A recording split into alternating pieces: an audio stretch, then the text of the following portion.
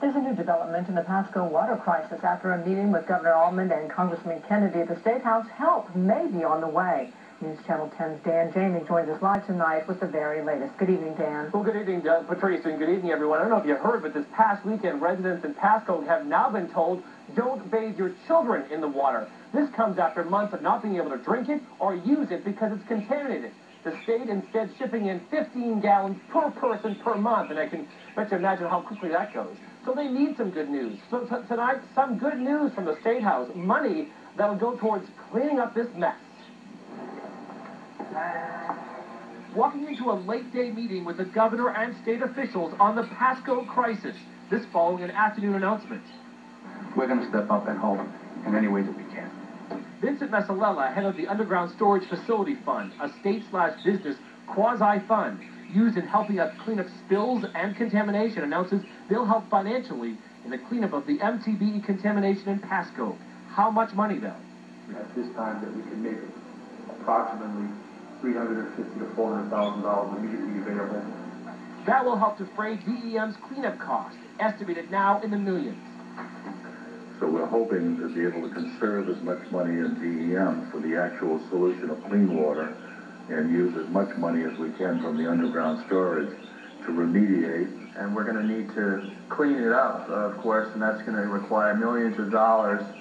And what about Tires Mobile, the gas station believed responsible for the spill? How much have they kicked in so far? Case, I think, is below $1 million. But DEM is in court action with them. Here's the status report.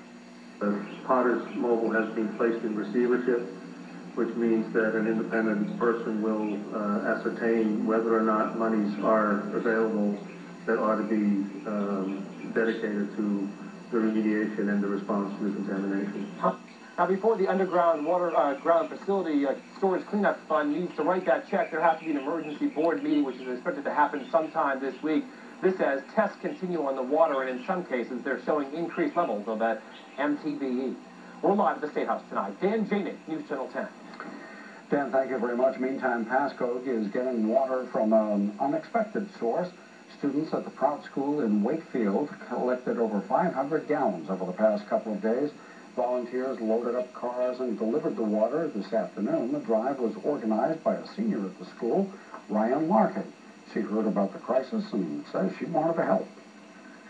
Yeah, far surpassed what I hoped to accomplish. Actually, I didn't really know where I was going with it at first because I knew I wasn't going to solve their problem with, especially, I didn't expect over 500 gallons of water, but I didn't expect this great an amount. The water drive at Prout is just one of many charitable efforts going on. All students at Prout School are required to perform community service on a regular basis.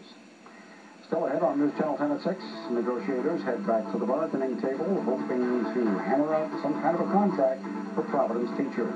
And find out why these little fish are causing such a stink.